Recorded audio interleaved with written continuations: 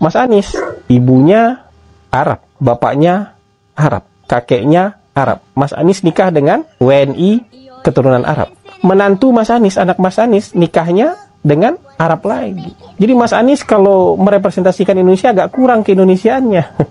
Mungkin 3% Indonesia aja yang bisa direpresentasikan oleh Mas Anies kalau kita bicara politik identitas. Kurang Indonesianya, kan peluang ketemu Arab sesama Arab itu kan sama kayak saya, orang ketemu Padang itu kalau udah di Pulau Jawa ini ya kurang dari 10% lah. Makanya istri saya bukan orang Padang kan gitu. Karena peluang saya ketemu dengan orang Padang di bawah 50%, bahkan mungkin di bawah 10%. Makanya dapat istri orang yang bukan Padang. Tapi Mas Anies dengan segitu pergaulannya ketemu istri Arab lagi.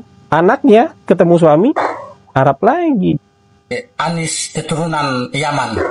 Kalian sadar atau tidak? Kalau Prabowo dan Ganjar juga keturunan dari luar. Bukan orang yang Jawa asli. Kita bahas mengenai Ganjar. Ganjar itu kata orang keturunan Wali Songo. Wali Songo itu dari mana?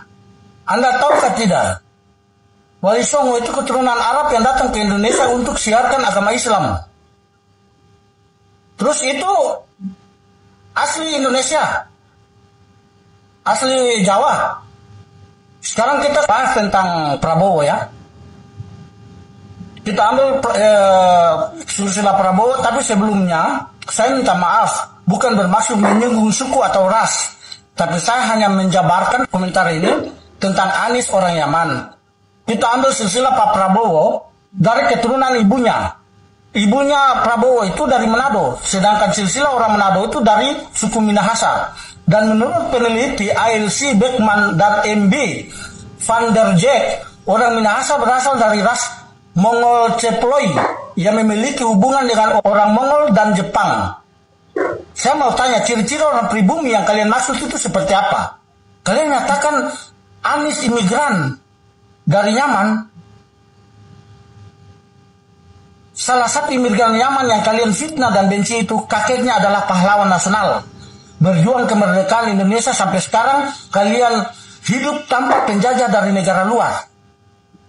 Terus kalian nyatakan Anies dari Yaman. Kalian sadar tidak? Berkat campur tangan orang Yaman itulah Indonesia merdeka. Sampai di sini Anda harus paham itu. Saya sangat heran sama kalian. Terutama orang yang komentar saya punya video. Seorang tokoh jurnalis Abdurrahman Baswedan yang cucunya ada di sini.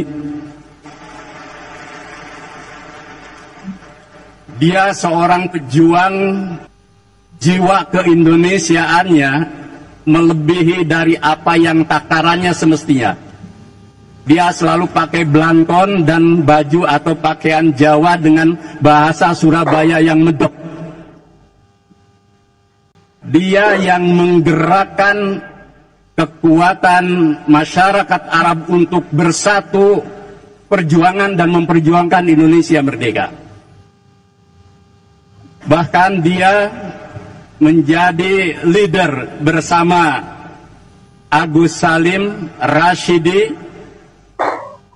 kemudian juga Pak Kahar Muzakir untuk diplomasi mendukung kemerdekaan dari Timur Tengah.